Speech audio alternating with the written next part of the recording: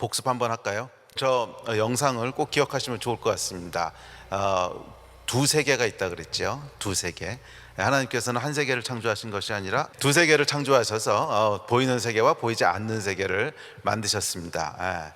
그리고 성경에 보면 이제 두 시간을 얘기하는데 뭐 성경에 나와 있는 말이기도 하고 또 헬라어에 있는 용어기도 한데 크로노스라고 하는 시간과 카이로스라고 하는 시간이 있다, 그렇게 말씀을 드렸습니다.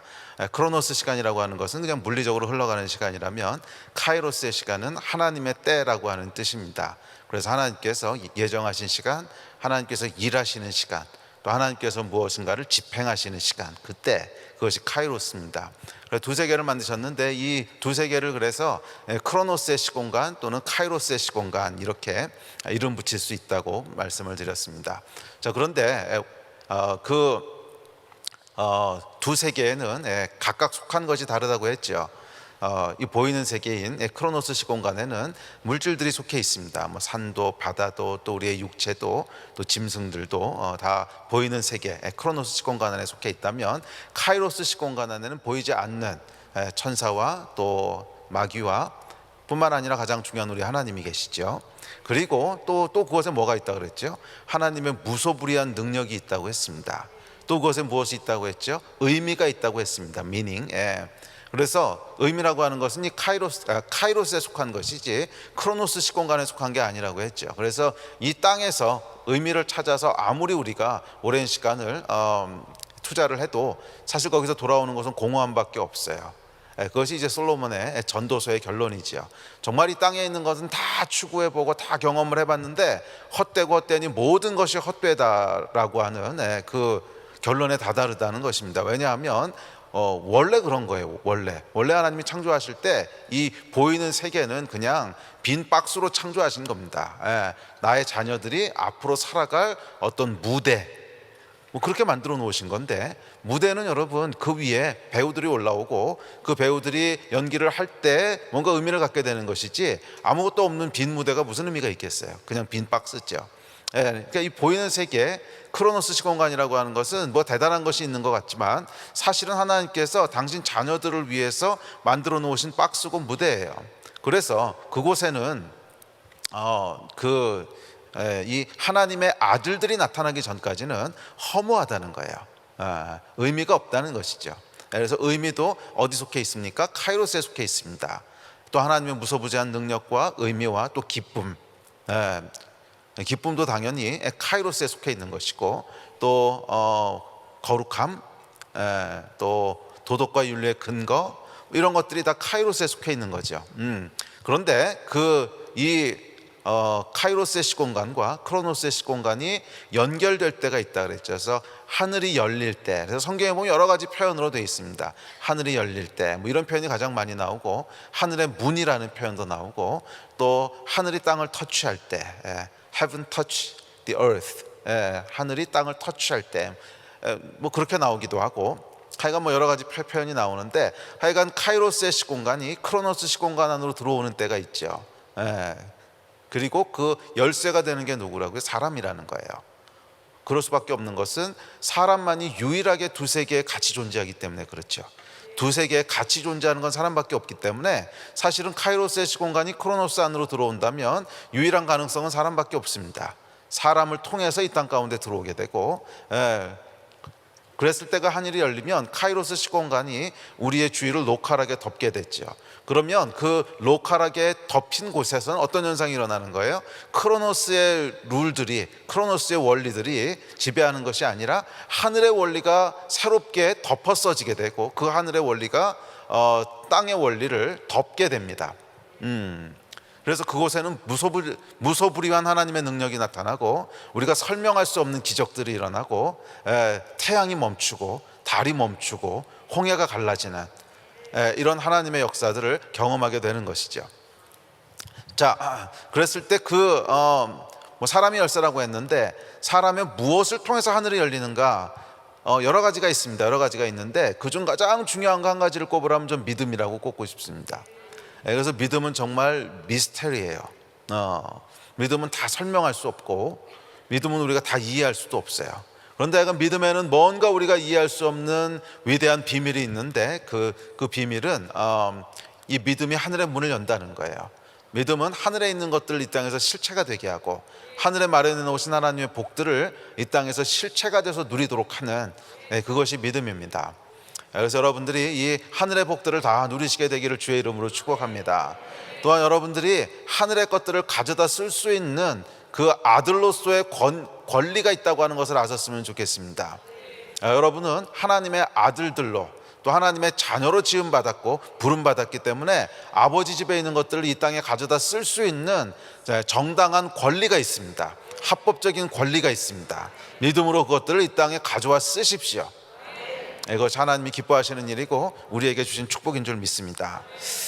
자, 어저께 이제 그 말씀을 마무리하면서 아브라함 얘기를 잠깐 했죠. 네 아브라함에게 동서남북을 바라보라고 하시면서 네가 보는 땅, 네가 밟는 땅을 다 주겠다고 말씀하셨습니다. 그런데 이 아브라함이 평상시에도 보던 땅이었고 평상시에도 밟던 땅이었어요. 그런데 그날은 왜 달랐을까요? 그 시간이 영적인 시간이 된 거죠. 카이로스의 시간이 된 거죠. 네. 그래서 여러분, 시간은 그냥 흘려보내는 것이 아닙니다. 그냥 흘러가는 시간으로 두지 마시고 모든 여러분의 순간이 영적인 순간이 되게 하십시오. 모든 여러분의 순간들이 영적인 순간이 되게 하십시오. 모든 순간이 하늘이 임하는 순간이 되게 하시고 모든 순간이 카이로스의 시간이 되게 하셔야 돼요. 그렇지 않고 그냥 흘러가도록 넉넉히 놔두면 그 시간은 아무 의미 없이 흘러가는 시간이 되고 맙니다. 그냥 우리의 생존을 위한 시간이 되고 말고 의미 없이 흘러가는 시간이 되고 말아요. 그렇게 시간을 허비하지 마십시오. 시간은 붙잡으셔야 돼요. 그래서 모든 시간을 영적인 시간으로 만드셔야 됩니다. 모든 순간을 영적인 모먼트로 만드셔야 돼요. 그것이 우리 삶의 능력이고 비결인 줄 믿습니다. 그래서 아브라함이 매일 보던 땅이고 매일 밟던 땅이었지만 그날 하나님께서 아브라함에게 나타나셔서 약속의 말씀을 주셨던 그날, 하늘이 열렸던 그날, 하늘이 땅에 임했던 그날, 아브라함이 하나님을 대면했던 그날, 그 시간은 다른 시간이 됐던 거예요. 물리적으로 봤을 때는 아무 차이가 없어요. 매번 보던 땅이었고 매번 밟던 땅이었지만 그 시간은 전혀 다른 시간이 됐는데, 왜냐하면 아브라함이 그 시간을 크로노스의 시간으로 흘려보내지 않고 카이로스의 시간으로 만들었기 때문에 그래요. 모든 순간을 여러분 영적인 순간으로 만드시는 여러분이 되시기를 주의 이름으로 다시 한번 축복합니다. 아멘. 자, 오늘은 그러면 이 카이로스의 시공간이 크로노스 시공간 안으로 임할 때, 하늘이 열릴 때, 또는 하늘이 땅을 터치할 때, 헤븐리 터치가 일어날 때 어떤 결과들이 일어나는가, 성경에서는 무엇이라고 묘사하고 있는가 하는 말씀들을, 성경 구절들을 쭉 찾아가면서 우리 삶 가운데도 동일한 역사가 일어나게 될 것을 믿고 기대하는 시간이 됐으면 좋겠습니다. 그래서 이 헤븐리 터치가 일어나는 순간에 대한 것들을 제가 성경 구절들을 쭉 다 찾아봤어요. 찾아보고 그 장면들을 모아봤는데, 이 장면들을 우리가 살펴보면서 헤븐리 터치가 일어날 때, 카이로스가 크로노스 안으로 들어올 때 어떤 일이 일어나게 되는지를 우리도 함께 좀 기대하는 마음으로 살펴봤으면 좋겠습니다. 자, 헤븐리 터치가 일어날 때 가장 먼저 일어나는 것은 뭐냐? 그것은 하나님의 임재예요. 하늘이 열릴 때 제일 먼저 일어나는 현상은 하나님의 임재를 보게 되는 것입니다. 하나님의 임재. 근데 그럴 수밖에 없는 것이 카이로스의 시공간 자체가 뭐예요? 하나님이 계신 곳이에요. 카이로스는 하나님이 계신 곳이기 때문에 이 헤븐리 터치가 일어나면 가장 먼저 우리가 경험하게 되는 것이 하나님의 임재입니다. Presence of the Lord. 하나님의 임재를 우리가 경험하게 돼요. 자, 이사야서 6장에 보면 하늘이 열리는 순간을 기록하고 있습니다. 자, 이사야서 6장 9절 몇 개, 1절부터 4절까지 읽어볼게요. 자, 시작. 우시야 왕이 죽던 해 내가 본즉 주께서 높이 들린 보좌에 앉으셨는데 그의 옷자락은 성전에 가득하였고 스랍들이 모시고 섰는데 각기 6 날개가 있어 그 둘로는 자기의 얼굴을 가리었고 그 둘로는 자기의 발을 가리었고 그 둘로는 날며 서로 불러 이르되 거룩하다 거룩하다 거룩하다 만군의 여호와여 그의 영광이 온 땅에 충만하도다 하더라.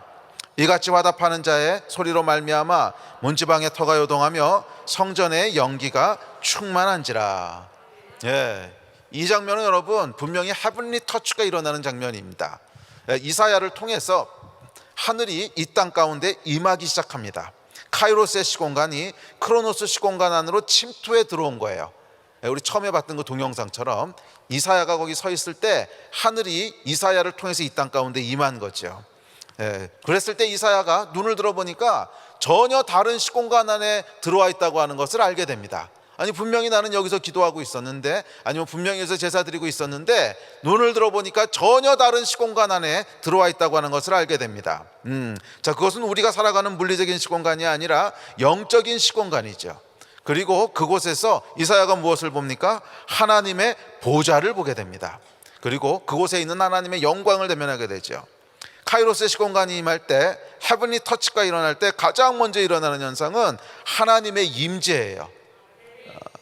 하나님의 임재라고 하는 것은 이걸 어떻게 설명해야 될까? 사실 하나님의 임재는 경험이기 때문에 설명하는 게 참 어려운데, 하나님은 어디나 계시죠. 지금도 여기 계시죠. 맞아요. 하나님은 어디나 임재해 계세요. 그런데 하나님의 임재다라고 표현하는 것은 뭐냐면, 하나님이 안 계시다 갑자기 나타나셨다는 것이 아니라 하나님이 여기 계시다고 하는 것을 우리가 인지하는 거예요. 그게 임재예요. 하나님이 지금 여기 계시구나, 그것을 내 온 몸이 아는 거예요. 내 마음도 알고, 내 세포도 알고, 내 감정도 알고, 내 눈도 알고. 근데 물론 뭐 눈은 보이지 않을 수는 있지만, 와, 하나님이 여기 계시구나, 와, 하나님이 여기 나와 함께 계시구나, 이 자리가 하나님이 계신 곳이구나, 그것을 내 영혼이 아는 거예요. 그래서 여러분, 하나님의 임재를 대면해 보신 적이 있습니까? 하나님의 임재 가운데 들어가면요, 문지방에 터가 요동한다고 하는 말이 정말이에요. 몸이 떨려서 그냥 있을 수가 없어요. 와, 하나님이 여기 계시는구나. 그랬을 때 이사야가 가장 먼저 느꼈던 게 내가 죽게 됐구나. 이 죄인이 하나님을 보니까 죽게 됐구나. 맞아요. 하나님의 영광을 대면하여 보면 하나님이 여기 계시구나 하는 것을 인지하기 시작하면, 그래서 우리가 신학적으로, 지식적으로 하나님이 어디나 계셔, 하나님의 임재는 어디나 있어 하는 것을 알고 있는 것과 정말 하나님이 여기 계시구나 하는 것을 인지하는 건 좀 달라요. 이걸 인지하게 되면 정말 문지방의 터가 요동을 칩니다. 우리가 그 앞에 서 있을 수가 없어요. 이 거룩하신 하나님, 영광의 하나님, 내가 대면할 수 그 앞에 서 있을 수조차 없는, 이게 하나님의 임재예요. 주의 임재를 여러분 대면하신 적이 있으십니까? 있으시기를 축복합니다. 혹시 지금 없다면 주의 임재를 대면하는 경험이 있게 되기를 축복합니다. 하나님의 임재를 대면할 때 우리 인생에는 변화가 일어나요. 격변이 일어나요. 이전과 같을 수가 없어요. 그것이 하나님의 임재예요. 그래서 이 카이로스의 시공간 안으로 들어가게 되면 하나님의 능력도 물론 우리가 경험하게 되고, 하나님의 기적과 이사도 경험하게 되지만, 그것보다 훨씬 더 본질적인 것은 하나님이 계시다고 하는 것을 인지하게 돼요. 하나님이 지금 여기 계시구나 하는 것을 인지하게 돼요. 그리고 그렇게 인지하게 되는 것은 수많은 변화들을 일으키는데, 우리의 죄에 대해서 회개하게 하고, 또 우리의 두려움을 평안으로 바꾸기도 하고, 우리 안에 있는 해결되지 않았던 답답함들이 해방되기도 하고, 정말 하나님 앞에 감사하게 되고, 무엇보다도 예배하게 돼요. 여러분, 예배의 본질은 뭐냐면 하나님을 대면한 결과가 예배예요. 예배는 여러분 우리 안에서 지어내는 게 아니에요. 예배는 우리 안에서 만들어내는 것이 아니고, 예배는 노래가 아니에요. 그냥 노래는 표현일 뿐이고, 예배의 본질은 뭐냐면 하나님을 대면하고 났을 때 나오는 반응이 예배예요. 하나님을 대면하면 자연스럽게 나오는 반응이 예배예요. 회개도 마찬가지입니다. 회개가 뭐냐면 하나님을 대면했을 때 나오는 반응이 회개예요. 회개는 내 안에 있는 죄를 하나씩 리스트업 해가지고서 이거 잘못했고요, 저거 잘못했고요. 물론 그것도 회개일 수 있지만, 회개의 진짜 본질은 뭐냐면 하나님을 대면하면 그냥 나오는 거예요. 내가 죽게 되었구나. 내가 죽게 되었구나. 재밌는 간증 하나 해드릴게요. 제가 대학원생일 때 저희 교회래. 학교에서 이제 학회를 했는데, 큰 학회를 했는데, 그 학회 때 이제 다른 학교에 있는 뭐 교수들도 오고, 유명한 학자들도 오고, 또 대학원생들도 오고, 뭐 여러 명이 왔어요. 근데 그 학회에 아주 유명한 그 떠오르는 신성 그 수학자가 한 명 오기로 약속돼 있었어요. 그 사람이 그러고 나서 그 학교에 있다가 한 1년인가 2년 있다 이제 필드 메달을 따는데, 필드 메달은 이제 수학의 노벨상이거든요. 노벨상을 따는 아주 유명한 사람이에요. IQ가 아마 전 세계에서 두 번째로 높은가 뭐 그런 사람인데, 따오라고 하는 홍콩 친구인데, 근데 이 사람이 UCLA에서 이제 학위를 했는데, 이 사람이 아주 유명한 이제 라이징 스타였는데, 이제 그 친구가 온다는 그런 학교였는데, 그 학교 전날 이제 리셉션을 하면서 이렇게 커피도 마시고 또 간단한 이제 과자도 먹으면서 서로 펠로우십 하는 시간이 있습니다. 리셉션에 갔더니 젊은 이제 그 중국 친구가 하나 와 있더라고요. 그래서 저보다 좀 어려 보이는 거예요. 그래서 학교에 처음 왔냐 뭐 물어보고, 학교 가려면 뭐 이런 것도 이렇게 해야 되고 저런 것도 저렇게 하면 도움이 될 거고 여기도 한번 찾아보고 막 그렇게 대화를 했어요. 대화를 하고 이제 헤어졌는데, 그 다음 날 이제 기조연설을 하려고 따오라는 친구가 이제 올라온다는 거예요. 그래서 누군가 이렇게 보고 있는데 그 친구가 올라오는 거예요. 그 친구가 올라오는 거예요. 그 순간에요, 제가 회개가 터지는 거예요. 내가 뭘 한 거지? 내가 도대체 뭘 한 거지? 여러분, 이게 뭐냐면 회개의 본질이 이런, 하나님을 대면하게 되면요, 내가 뭘 한 거지? 도대체 내가 뭘 하고 있었던 거지? 하나님 앞에서 내가 어떻게 뻗댕기고 있었던 거지? 이거는요 그냥 나오는 거예요. 그걸 뭐 생각해가지고 지어내는 것이 아니라 그냥 나오는 거예요. 그래서 여러분, 회개는요 카이로스의 시공간이 임할 때 벌어지는 현상입니다. 카이로스의 시공간이 임하지 않았는데 회개는요 쥐어 짜내는 건데, 그것은 죄송하지만 노력은 가상할 수 있지만 사실은 회개라기보단 율법에 가까워요. 회개라기보단 율법에 가깝고, 진짜 회개는요 하나님을 대면하면 그냥 나오는 거예요. 내가 뭘 한 거지? 하나님이 어떤 분이신지를 딱 보는 순간, 내가 도대체 뭘 한 거지? 아니, 뭐라고 교만을 떤 거지? 무슨 뭐 학회가 이렇고 저렇고, 이게 얘기할 계제가 아니거든요. 그 친구가 어쩌면 지금 21세기에 가장 뛰어난 수학자 중에 하나라고 불리는 친구인데, 아니 그런 사람을 놓고 학회 가서는 이거 해야 되고 저거 해야 되고 이러고 있는 거 생각하니까 막 이 모골이 송연해지면서 회개가 나오는 거예요. 내가 뭐 한 거지? 여러분, 하나님의 임재를 대면하게 되면 회개가 그냥 나오는 거예요. 하나님의 거룩하심과 하나님의 임재와 하나님의 영광과 하나님의 완전하심을 대면하게 되면 내가 도대체 뭘 한 거지? 하나님 앞에서 도대체 내가 어떻게 고개를 들고 있었던 거지? 내가 그때 했던 말들이 도대체 얼마나 교만을 떤 거지? 이게 그냥 나오는 거예요. 예배도 마찬가지예요. 예배는 하나님의 임재를 딱 대면하는 순간 그냥 나오는 거예요. 그냥 멈출 수가 없는 거예요. 그래서 천국에 보면 여러분, 그 천군과 천사와 또 24장로와 계속 영원히 예배하죠. 그 예배가 왜 나오냐 하면 하나님을 대면하고 있기 때문에 그냥 나오는 거예요. 하나님의 존재 자체를 대면했을 때는 그냥 예배가 나올 수밖에 없어요. 예배가 나올 수밖에 없어요. 자해간 이 카이로스가 크로노스 안에 임할 때 일어나는 첫 번째 현상은 하나님의 임재를 대면하게 되는 거예요. 아멘. 또 오늘 읽으셨던 에스겔도 마찬가지입니다. 에스겔서 1장에 보면 하늘이 열리는 장면이 나오죠. 좀 긴 본문이라서 다 읽지 말고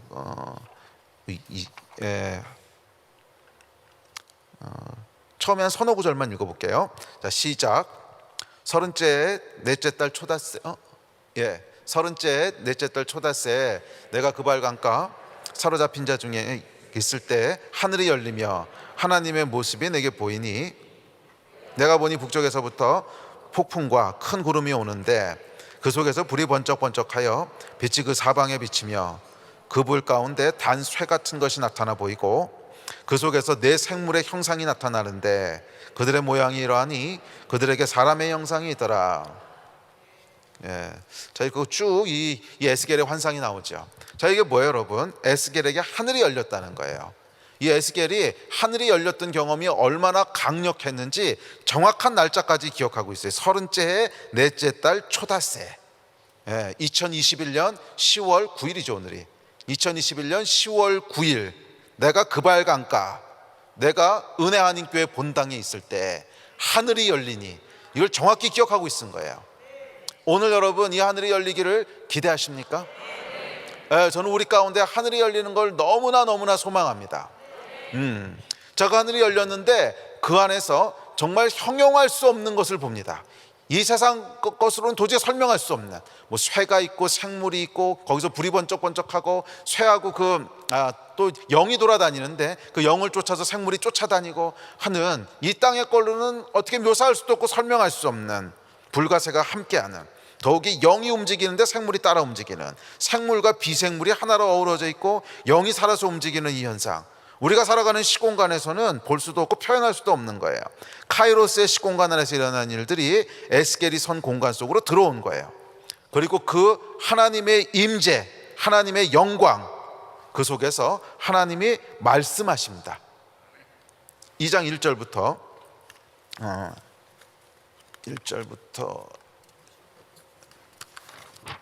3절까지 같이 볼까요? 자, 1절부터 3절입니다. 시작.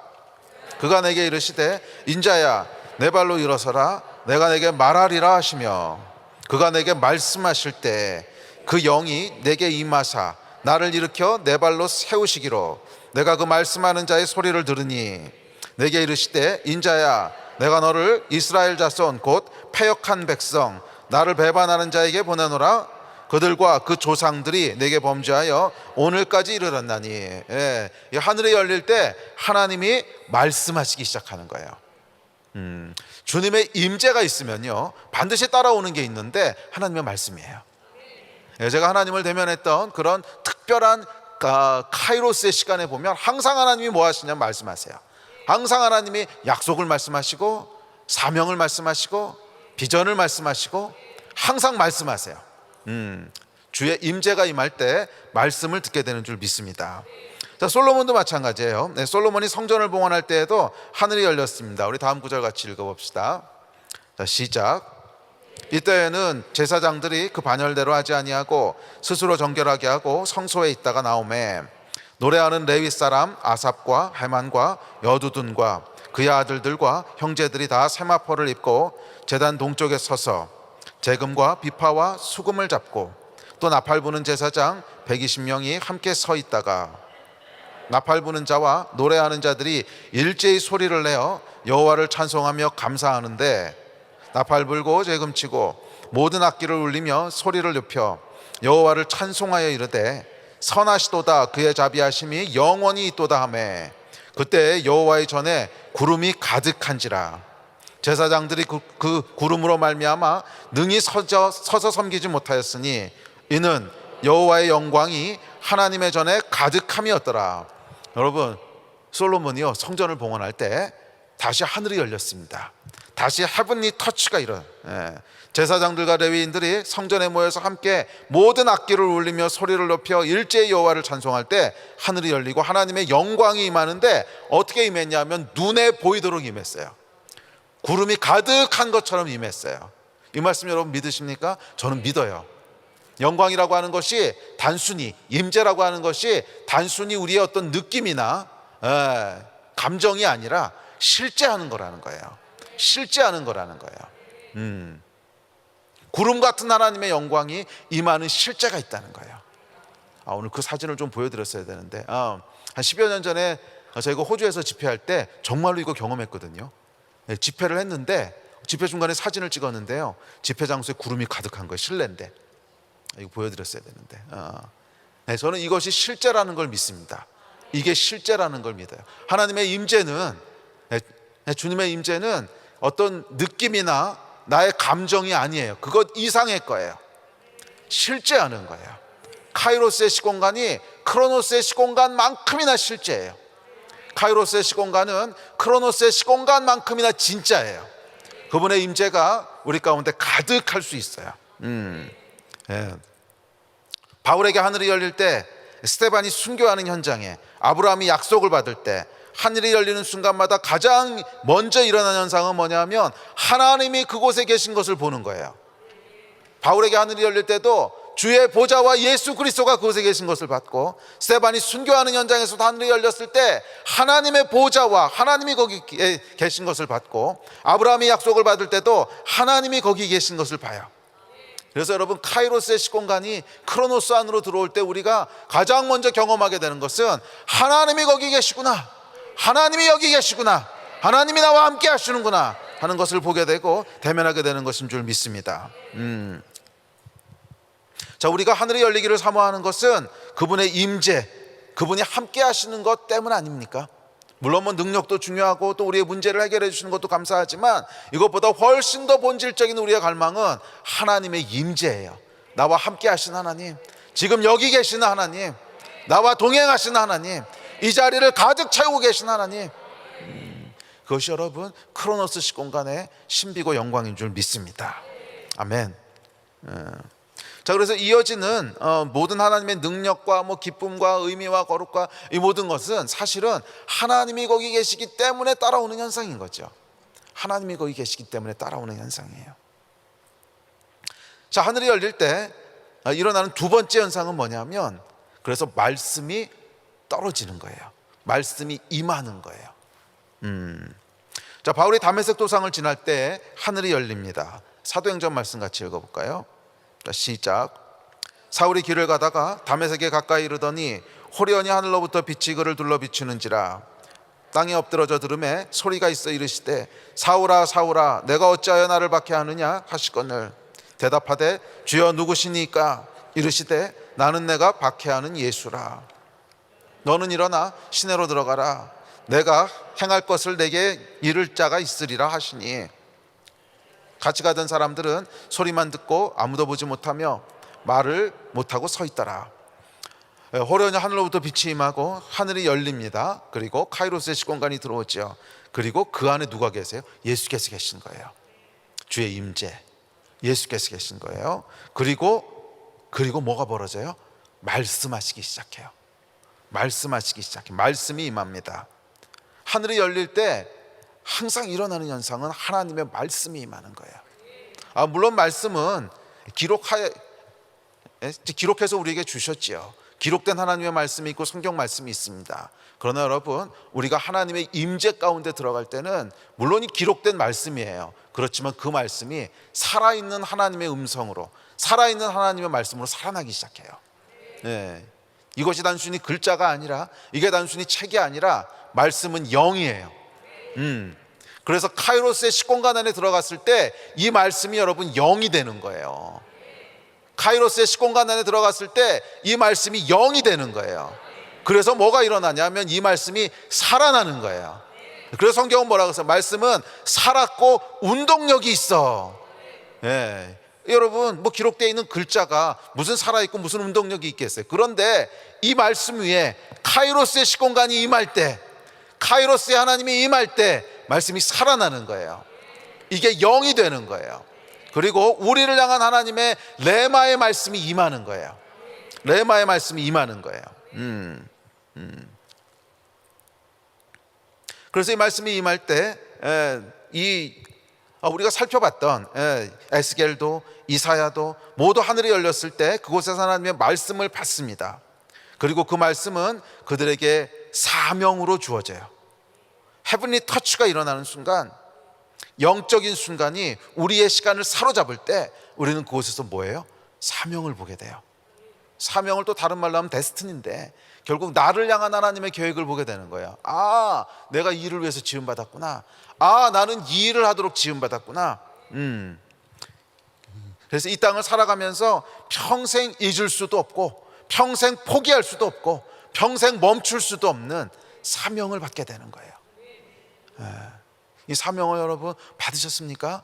이 사명은요, 헤븐리 터치가 일어날 때 주어지는 거예요. 연구하는 게 아니에요. 하나님을 대면하는 순간 우리에게 그냥 부어지는 거예요. 이 사명을 받으면 여러분 숨이 멈추는 순간까지 달리는 거예요. 바울이 여러분 그랬잖아요. 바울이 그랬고 우리 김 목사님도 마찬가지시잖아요. 멈출 수가 없어요. 멈춰지지가 않아요. 이게 여러분 카이로스 안에 있는 능력이에요. 하나님의 말씀이 임할 때 우리가 무엇을 위해 살아야 되는지가 부어져요. 저는 여러분 이 지루한 거를 굉장히 못 견디는 사람입니다. 굉장히 못 견디는 사람이라서 영화도 두 번 본 적이 없고요. 책도 2번 본 적이 없어요. 뭐 교과서는 이제 공부하려고 봤겠지만 책도 소설책도 2번 안 봐요. 한 번 보면 그냥 지루해가지고서.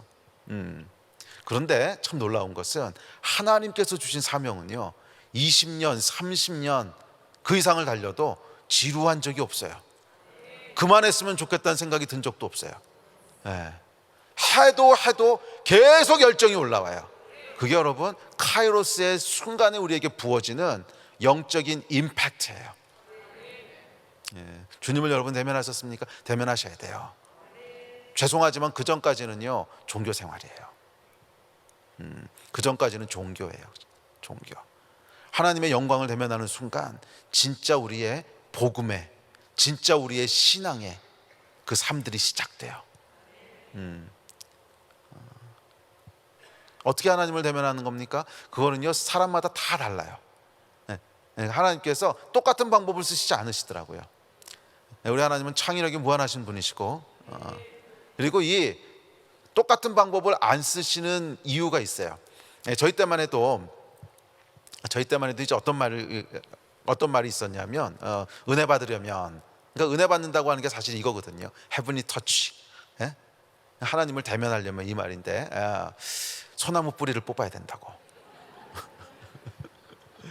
소나무 뿌리를 뽑아야 된다. 제가 대학 때요 진짜 소나무 많이 괴롭혔어요.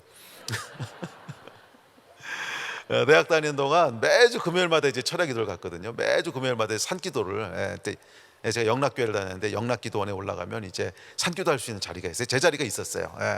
그래서 제가 30년 만에 거기 수양회 인도하러 가서 가봤더니 뭐 싹 뒤엎어가지고 없어졌더라고. 근데 약간 그 제자리가 있는데 가면은 거기서 이제 밤새도록 소나무 붙잡고 이렇게 흔드는 거죠. 주여, 주여. 그래서 우리 때는 이제 무슨 말이 있어요? 소나무 뿌리를 뽑아야 이제 은혜를 받는다. 근데 여기에 부작용이 뭐냐면 그렇게 해서 은혜 받은 사람이 나왔어요. 그러면 그 다음에 뭐가 벌어지냐면 자리쟁탈전이 벌어져요.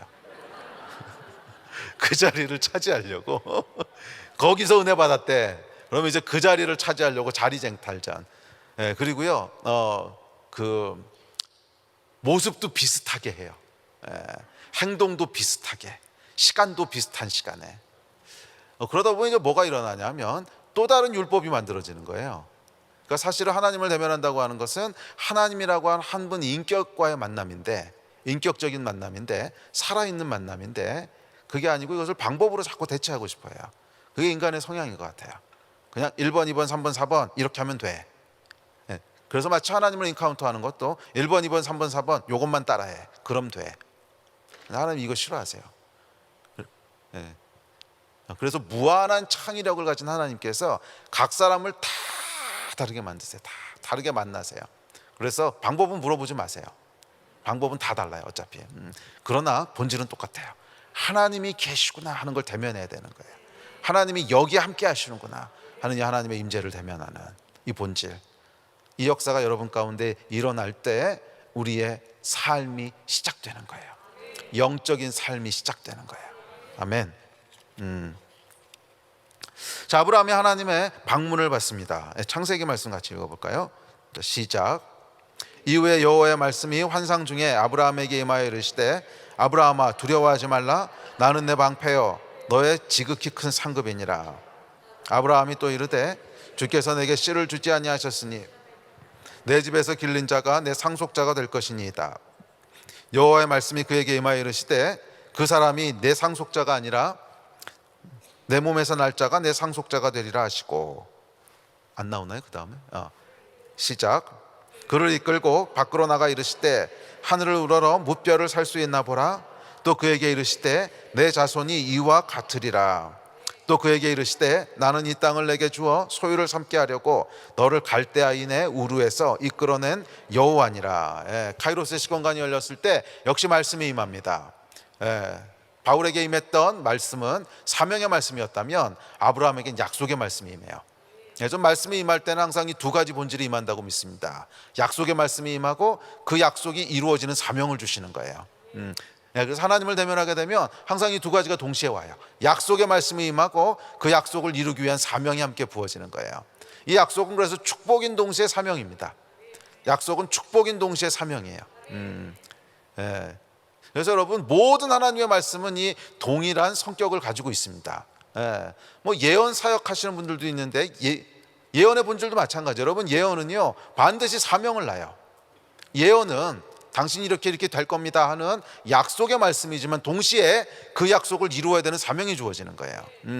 그러니까 이게 하나님의 말씀의 속성이에요. 우리의 삶을 향한 하나님의 계획, 약속이 부어진과 동시에 그 약속을 이루어야 되는 사명이 부어지는 거예요. 근데 여러분, 이거 사명이라기보다는 갈망이에요, 갈망. 그래서 이 사명을 이루어갈 때 계속 우리 안에 기쁨이 일어나고, 계속 우리 안에 더 큰 열정이 일어나고, 더 큰 만족이 일어나고, 그게 하나님이 우리를 지으신 방식이에요. 인간은 하나님과 함께 살아가도록 지음을 받았어요. 인간은 혼자 살아갈 수 있는 존재가 아니에요. 우리는 어떤 존재냐면 하나님 의존적인 존재예요. God dependent being이에요.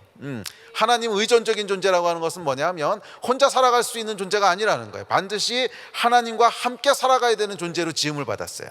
그래서 이 하나님이 우리 가운데 약속을 주시고 또 하나님께서 사명을 주실 때 비로소 우리의 영이 살아나고, 그때 비로소 우리의 삶의 의미가 부여되고, 그 삶의 의미로 말미암아 우리가 안에 만족과 행복이 부어지는, 사람은 그렇게 작동하도록 지음받은 거예요. 그래서 여러분, 하나님을 대면하지 못하는, 하나님을 떠난 인간은 결국 그 삶이요 무의미해요, 공허해요. 그래서 그 삶은 그냥 죽음이라고 말하는 거예요. 이 약속과 언약을 받으신 여러분 되시기를 바랍니다. 그 여러분의 계획은요 카이로스 안에 있어요. 제가 어저께도 간증했지만 근데 여러분이 이 부흥의 인도하면서 설교를 하도 여러 번 하다 보니까요, 어떤 간증을 하고 안 했는지를 잘 기억을 못 하겠어요. 아니 이게 더 헷갈리는 게, 또 제가 이 중간에 저 복음 방송에서 인터뷰하고 싶다 그래가지고 이제 1시간 인터뷰하면서 거기서 또 간증을 막 했거든요, 며칠 전에. 그 간증이 여기서 했던 건지 인터뷰하면서 했던 건지 지금 막 헷갈려서, 혹시 2번 나오면은 그냥 그러려냐고 들으시고요.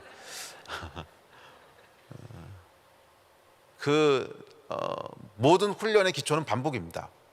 모든 훈련의 기초는 반복이에요. 그래서 간증을 반복적으로 반복하는 건 아니지만 비자발적인 반복이 있을 수 있으니까 그러니까 그렇게 이해해 주시기 바랍니다.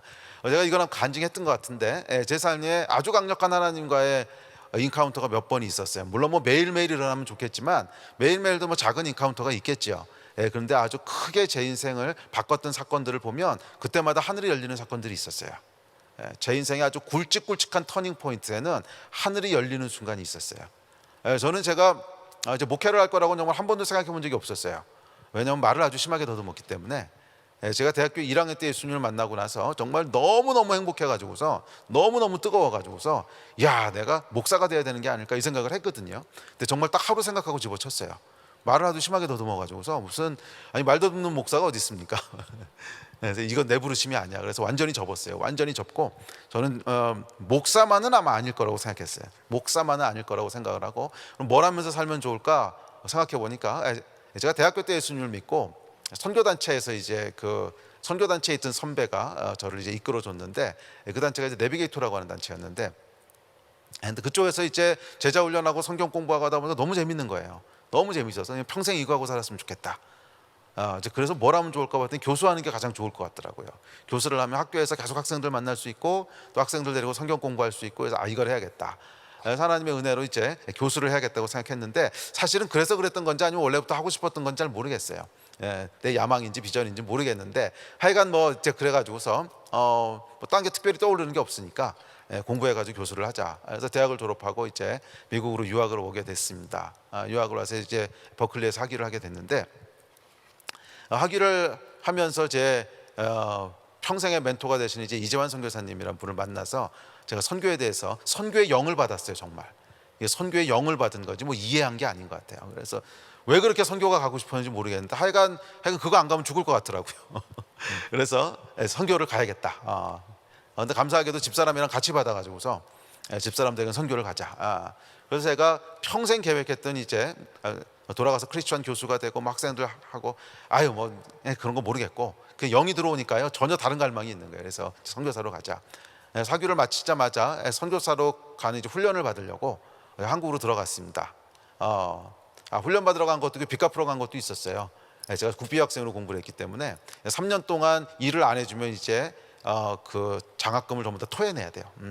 그래서 제가 그거 그리고 떼어먹고 선교사로 갈 수도 없고 선교사가 돈 떼먹고 갈 수는 없잖아요. 그래서 빚은 갚자. 3년 동안 이제 일을 해주려고 사실 들어간 거예요. 그래서 한국으로 들어갔는데 들어가서 보니까 제가 아주 친하게 지내던 그 선배분이 이제 목회를 하시면서 지금 저희가 있는 그 수원 근처에다 대학생들하고 교회를 시작하신 거예요. 그래서 그냥 거기 가서 도와드리자.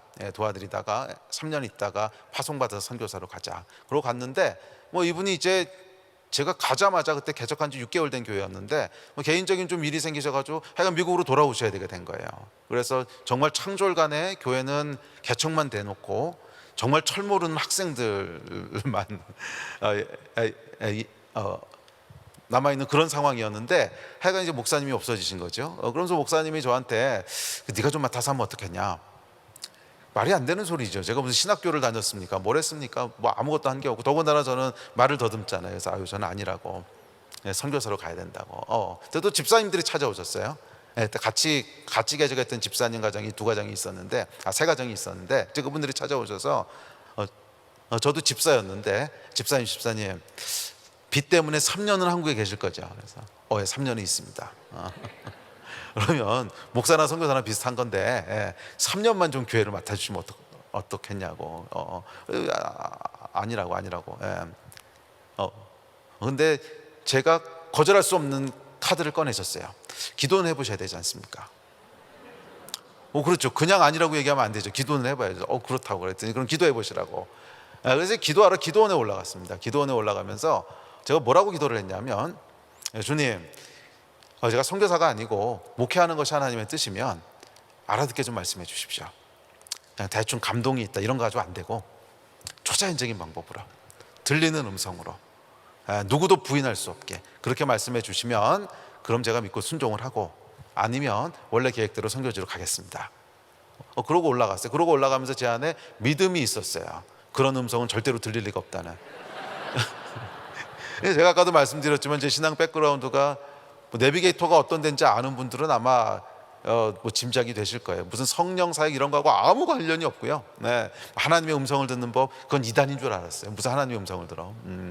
성경에 다 이렇게 기록해 주셨는데 뭐 하나님의 음성, 저 이단들 뭐 이러고 방언을 받았음에도 불구하고 그렇게 살았어요. 그래서 방언도 오랫동안 안 했어요. 오랫동안 안 했어요. 잊어버리고 막 그러고 있었을 텐데 뭐 그런 음성이 들릴 리가 있겠습니까? 그래서 저는 평생을 그냥 성경 공부하고 제자 훈련하고 성경 공부하고 제자 훈련하고 이렇게 커온 사람인데 그때라고 들릴 리가 없죠. 그래서 그런 음성 들릴 리가 없어. 그리고 올라갔는데 정말요, 3일째 되는 날 하늘이 열렸어요. 하늘이 열렸어요. 정말 처음으로 경험해보는 경험이었는데 하나님의 임재가 그 안에, 기도한 조그만 골방에서 제가 혼자 기도하고 있었는데 그곳에 하나님의 임재가 임하면서 하나님이 말씀하시기 시작하더라고요. 그러니까 여러분, 이 서원 기도라고 하는 게 참 무서워요. 그렇게 말씀해 주십시오. 딱 그랬더니 딱 그렇게 말씀하시는 거예요. 이제 그러면서 제 데스티니에 대한 말씀을 하셨어요. 그래서 내가 새로운 세대를 일으킬 텐데 너는 선교지에 들어가는 사람들이 아니라 훈련시키는 교관이라고, 사람들을 훈련시키는 사람이고, 그래서 그 새로운 세대를 훈련시키고 선교지로 들여보내는 사람이고, 그들이 요단강을 건너가서 땅을 정복하는 세대가 될 거라고 그 말씀을 주셔서 이제 정말 창졸간에 목회를 하게 됐습니다. 제 인생의 터닝 포인트였어요. 만약에 이때 카이로스의 시공간이 임하지 않았으면 저는 아마 전혀 다른 길로 갔을 거예요. 제 인생의 터닝 포인트가 되는 순간마다, 또 나중에 제가 중동으로 들어갈 때도 어떻게 잠깐 간증한 것 같은데, 중동으로 들어갈 때도 하나님께서 하늘이 열리고 하나님의 말씀이 임했을 때 내가 지금 이 길로 가는 것이 아니고 아시아로 가는 것이 아니고 마게도냐로 건너가야 되는구나, 그것을 명확하게 알게 되는, 모든 터닝 포인트마다 하나님의 말씀이 임했어요.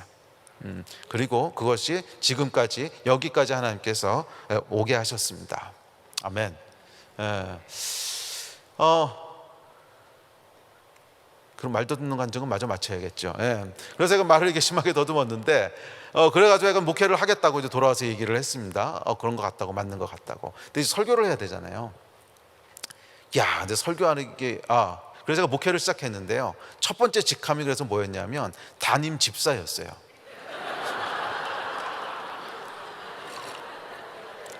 참 저희 교회도 용감했어요.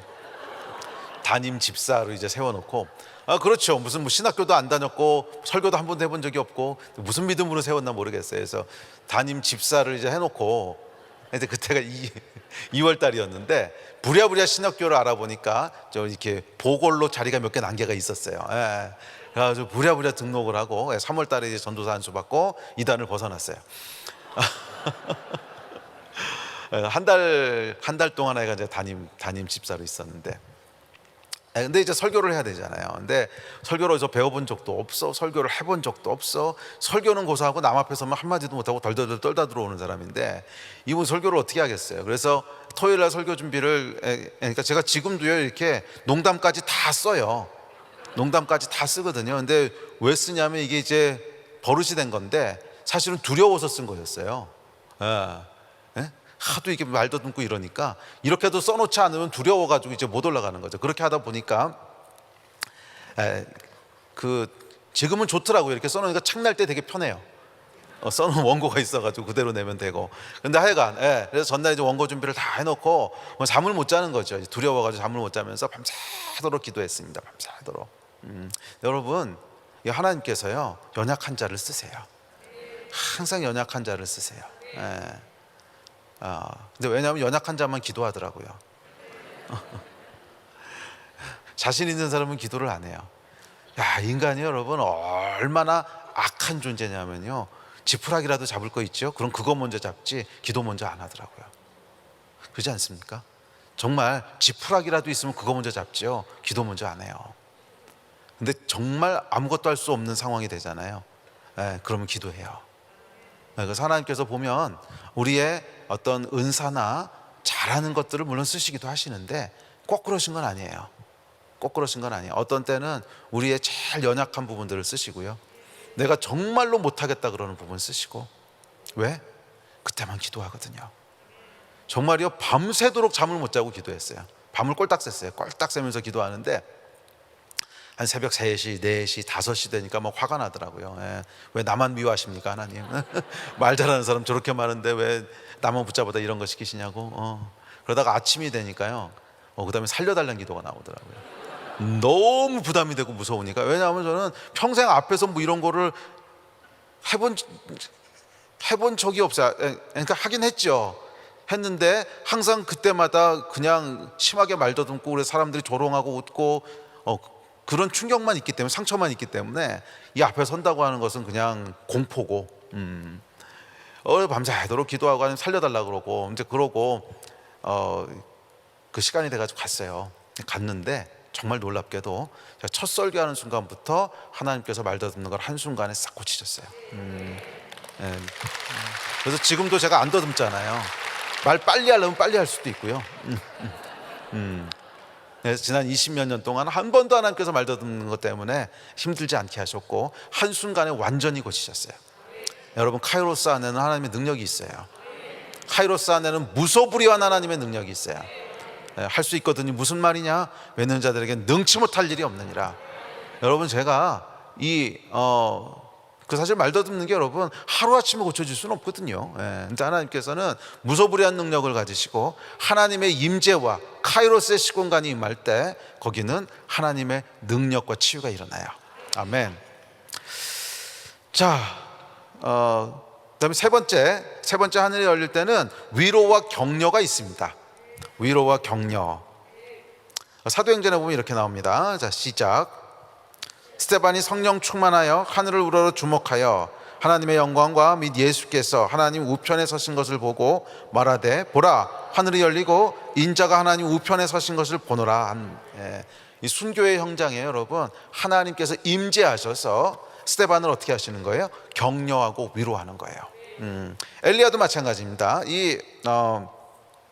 아합과 이세벨의 위협에 눌려있던 엘리야가 광야 한가운데 있을 때 다시 로뎀나무 아래서 하늘이 열리죠.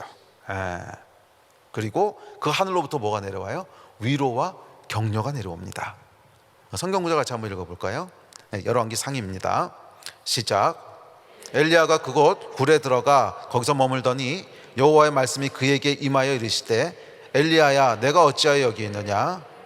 그가 대답하되 내가 만군의 하나님 여호와께 열심히 유별하오니 이는 이스라엘 자손이 주의 언약을 버리고 주의 제단을 헐며 칼로 주의 선지자들을 죽였음이오며 오직 나만 남았거늘 그들이 내 생명을 찾아 빼앗으려 하나이다. 여호와께서 그에게 이르시되 너는 내 길을 돌이켜 광야를 통하여 다메섹에 가서 이르거든 하사엘에게 기름을 부어 아람의 왕이 되게 하고 너는 또 님시의 아들 예후에게 기름을 부어 이스라엘의 왕이 되게 하고 또 아벨무홀라 사밧의 아들 엘리사에게 기름을 부어 너를 대신하여 선지자가 되게 하라. 하사엘의 칼을 피하는 자를 예후가 죽일 것이요 예후의 칼을 피하는 자를 엘리사가 죽이리라. 그러나 내가 이스라엘 자손 가운데 7천 명을 남기리니 다 바알에게 무릎을 꿇지 아니하고 다 바알에게 입맞추지 아니한 자니라. 이 엘리야가 여러분 나밖에 안 남았습니다. 그렇게 해서 영적으로 침체되어 있고 두려움 가운데 있을 때 하늘이 열리고 하나님께서 다시 엘리야에게 임하십니다. 그리고 하나님의 말씀이 다시 엘리야에게 임하는데 그 말씀이 뭐예요? 7천 명을 남겨뒀다는 거예요. 너 하나만이 아니라 7천 명을 내가 남겨뒀다는 거예요. 이 하나님의 위로와 격려가 하늘로부터 내려와요. 여러분 주의 임재 안에 들어갈 때는 항상 하나님의 은혜가 있어요. 주의 임재 안에 들어갈 때는 항상 하나님의 격려가 있어요. 주의 임재 안에 들어갈 때는 항상 하나님의 위로가 있어요. 저도 영적으로 굉장히 침체됐던 때가 있었는데 침체돼 여러 번 있었어요. 여러 번 있었는데 기억 남는 것 중에 하나는 제가 유학생으로 공부할 때였어요. 근데 유학생으로 공부할 때 정말 삶이 다 꼬였다고 느껴지는 순간이 있었어요. 삶이 엄청 꼬여서 이 공부하는 것도 완전히 꼬여가지고서 앞이 안 보이고요. 그래서 어느 날 교수한테 그냥 진탕 깨지고 와가지고 너 같은 바보는 처음 봤다 뭐 그런 얘기도 그렇게 얘기는 하진 않았는데 하여간 교수한테 왕창 깨지고 돌아오고 또 사역하는 것도 꼬여가지고서 제가 미국에서 대학생으로 있을 때는 그 공부보다 사역하는 게 훨씬 재밌었거든요. 그래서 제 후배 하나가 뭐라 그랬냐면 형이 졸업하면 하나님이 살아계신 거라고. 하도 전도하고 사역하고 이러고만 돌아다니니까 형이 졸업하면은 정말 하나님 살아계신 거라고. 그래서 제가 졸업하면서 하나님 살아계신 거 증거한 거 아닙니까? 그리고 재밌는 건 그 얘기했던 친구도 결국 나중에 선교사가 됐어요. 그랬는데 약간 공부도 공부지만 저한테 사역이 훨씬 더 중요했거든요. 그런데 사역도 전도하던 사람들이 다 떨어져 나가고 그 다음에 제가 성경 공부하고 있던 제자라고 했던 사람도 뒤통수 치고 어디로 가버리고 하여간 인생이 꼬여도 다 꼬인 것 같은 거예요. 다 꼬인 것 같아가지고서 하도 인생이 이제 힘드니까 그 연구실에 앉아가지고 하루는 이제 기도를 시작했는데 기도도 잘 안 나와요. 이럴 때는 기도도 안 나와요. 이게 뭔가 그래서 이렇게 침체돼 있는데 그때 다시 하늘이 임했어요. 참 이 불쌍한 자를 하나님이 돌보세요. 가련한 양들을 하나님 붙잡으세요. 그러니까 되게 불쌍하게 보셨나 봐요. 연구실에 제가 이렇게 쭉 쳐져가지고 하루 종일 쳐져가지고 주여 주여 그러고 있는데 정말 하늘이 열리고 하나님께서 이렇게 소근소근 말을 하잖아요. 뭐라고 말씀하시냐면 제 이름을 부르시면서 성준아 네가 나를 사랑하니? 이러고 물어보시는 거예요. 근데 그러니까 성경에 나온 말씀이죠. 베드로에게 하신 말씀인데 근데 제가 그 대답이 선뜻 안 나오는 거예요. 그래서 그렇긴 하지만 워낙 다 지금 말아먹고 있으니까 사랑은 합니다. 그치만 근데 하나님께서 아니 그치만은 빼고 내가 나를 사랑하느냐. 그래서 사랑을 하죠. 그치만 근데 아니 그치만은 빼고 집요하시더라고요. 네가 나를 사랑하느냐. 근데 제 안에 있는 걸 이렇게 끄집어내시는데 제가 아내를 이렇게 들여다보니까 제가 사역도 다 말아먹었고 그 다음에 사역을 말아먹었으면 공부라도 잘해가지고 졸업이라도 하면 좋은데 이거 보니까 졸업도 못할 것 같고 후배는 형이 졸업하면은 하나님이 살아계신 것 같다고 놀리고 그런데 제 안에 깊은 곳을 들여다보니까 하나는 딱 있는 거예요. 하나는 딱 있는데 그게 뭐냐면 하나님을 사랑하는 마음은 있는 거예요. 다른 거는 하나 또 내세우지를 못하겠어요. 다 내세울 게 하나도 없는데 하나님 사랑하는 거 하나는 딱 있는 거예요. 근데 하나님께서 그 하나를 딱 끄집어내시더라고요. 다른 거 물어봤으면요 아마 그냥 숨었을 거예요. 다른 거 물어봤었으면 아마 그냥 꼬꾸라졌을 거예요. 그런데 하나님께서 딱 하나, 제 안에 있는 진심 하나를 딱 끄집어내시면서 네가 나를 사랑하느냐 물어보는데, 거기서 그냥 제가 힘이 올라오는, 그렇지 비록 내가 사역도 말아먹고, 비록 내가 공부도 지금 꼬여가지고 어떻게 될지 모르겠고, 그렇지만 여전히 하나님 사랑합니다. 여전히 하나님 사랑합니다. 그 카이로스 안에서의 인카운터가요 새로운 힘을 주더라고요. 다시 일어나서 달릴 수 있게 하고, 다시 걸어갈 수 있게 하고. 카이로스 안에 여러분 뭐가 있습니까? 위로와 격려가 있어요. 또한 하늘이 열릴 때는 하나님의 인도하심이 있습니다. 출애굽기에 보면 구름기둥과 불기둥으로 인도하시죠. 하늘이 열리고 카이로스의 시공간에 임하면 항상 하나님께서 인생을 인도하세요. 앞서도 말씀드렸지만 제 인생의 중요한 터닝 포인트마다 항상 인카운터가 있었어요. 항상 하늘이 열리고 하나님께서 그렇게 말씀 안 하셨으면 저는 절대로 목사는 안 했을 거예요. 절대로 목회는 안 했을 거예요. 왜? 할 수 없다고 생각했거든요. 그런데 하나님께서 카이로스의 시공간 안으로 저를 부르시고 그곳에서 저를 만나셨을 때 제가 가야 될 길로 들어서게 되는 인도함을 받는 거죠. 또 제가 선교사들을 이제 훈련시키고 파송하는 일을 계속 하다가 2005년도에 이 간증은 진짜 제가 어저께 했던 것 같은데, 어젠가 그저께인가, 2005년도에 이제 하나님 앞에서 기도하고 있을 때 또 하늘이 열리면서 하나님께서 Even though your church is in Korea, your inheritance is Muslim. 그러면서 아랍으로 들어가라고 하는 말씀을 주시고, 그때 사실은 첫 말씀은 뭐였냐면 저한테 새로운 이름을 주셨는데 You are my Daniel 이렇게 부르셨어요. 어디서 그게 무슨 의미인지 몰랐는데 약간 그날이요 제가 저녁 때 7시에 기도를 하러 이제 기도실에 들어갔는데 눈 떠보니까 아침이었어요.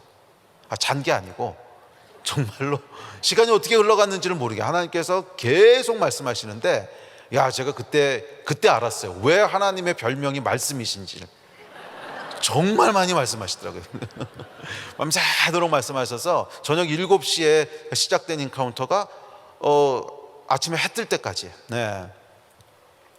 그러면서 하나님께 다니엘이라고 하는 말씀을 주시면서 다니엘에 대한 여러 가지 이야기도 하시고 저를 다니엘이라고 부르시는 거에 대한 이유도 설명하시고, 여러 가지 얘기를 했는데 그 중에 가장 핵심이 뭐였냐면 인도하심이었어요. 너와 너희 교회를 중동으로 인도한다고. 그게 너희의 데스티니라고. 그래서 그 전까지가 중동 선교사 한 명도 없었는데 2006년도에 이제 중동으로 선교사를 파송하게 되고, 지난 13년 동안 저희 교회에서 또 저희가 함께 일하는 네트워크에서 거의 한 50가정 이상 지금 중국에 나가 있는 것 같아요. 중동에 나가 있는 것 같아요. 50가정 이상이. 사람으로 치면은 100명이 좀 넘겠죠. 아이들까지 치면 그것도 훨씬 많을 거고, 하여간 그 정도가 중동에서 풀타임으로 사역을 하고 있습니다. 자, 그러나 약간 중요한 터닝 포인트마다 항상 하나님과의 인카운터가 있었어요. 그래서 제가 그 해 뜰 때 뭐라고 기도했냐면, 주님 한 번만 용서해 주십시오. 제가 컨포메이션을 구합니다. 신약 시대엔 이런 거 구하면 안 되는 줄 아는데 그래도 너무 헷갈리니까 하나님 좀 도와주십시오. 그러니까 제가 이런 경험에 아주 무지했어요. 제가 목회자가 될 때 그때 한 번 있었고, 그 다음에 뭐 날마다 이런 게 있는 게 아니라 그냥 저는 또 원래대로 돌아가가지고 성경 공부하고 제자 훈련하고 이러고 있었거든요. 그런데 하나님께서 2005년도부터 그게 아니라고 하는 걸 가르치시면서 그 슈퍼내추럴 트리, 어저께 말씀드렸던 그 사건이 사실 하나님의 어떤 시작점이었는데 전혀 다른 것들을 가르쳐 주시기 시작하는. 자, 근데 하나님께서 이제 그때만 해도 그러니까 이런 게 미숙하니까 모르니까 컨포메이션을 구하는데, 제가 내일 모레 그 중국 목사님 만나게 돼 있는데 그분을 통해서 저를 다니엘이라고 불러주면 믿겠습니다. 사실 그렇게 기도했어요. 다니엘이라고 불러주면 믿겠다고. 근데 그분은 제 이름을 성준으로 물론 알고 있죠. 그래서 이틀 뒤에 그분 만나서 교제하고 한 2시간 있다 기도를 한 건데, 기도할 때 이분이 첫 마디가 뭐였냐면 Lord, he is your Daniel 이러고 시작하셨어요. 그때부터는 정말 아무 생각도 안 나요. 머릿속이 하얘지면서 우와, 하나님이셨구나. 정말 하나님이셨구나. 내 기도를 들으셨구나. Lord, he is your Daniel. Even though his church is in Korea, his inheritance is Muslim. 그러면서 그날 밤에 들었던 내용을 똑같이 리피트 하더라고요. 그러면서 내가 모르는 영역이 있구나. 생각하지도 못했던 영역이 있었구나. 예, 그분이 성령님이시구나 하는 걸 알게 되면서 하여간 오늘날까지 이렇게 오게 됐습니다. 자, 근데 하여간 이 카이로스 안에 들어가게 되면 뭐가 있냐면 하나님의 인도하심이 있어요. 여러분의 인생을 하나님의 계획대로 인도하시는 인도하심이 하늘에 있습니다. 이 땅에 있는 것이 아니에요. 하늘에 하나님의 인도하심이 있는 줄 믿습니다. 자, 다섯 번째, 뿐만 아니라 이 카이로스의 시공간 안으로 들어가게 되면 하나님의 거룩하심을 대면하게 됩니다. 거룩하심을 대면하게 돼요. 그래서 카이로스의 시공간은 하나님의 거룩하심을 대면하는 곳입니다. 그리고 우리 그 새벽에 그 말씀했죠. 거룩함이 사실은 열쇠 중에 하나라고. 근데 이 거룩함이라고 하는 것은 율법적인 거룩함이 아니라 순종에 가까운 말이라고. 그래서 우리가 순종했을 때 하늘이 열린다고. 그곳에 가면 이제 하나님의 거룩하심을 대면하게 되는데, 제 간증 짧게 하나 더 나눌게요. 제가 대학원에서 공부할 때, 그러니까 아까도 얘기했지만 제 메인 잡은 전도하고 성경 공부하는 거였고, 그냥 공부는 시간 날 때 하는 거였어요.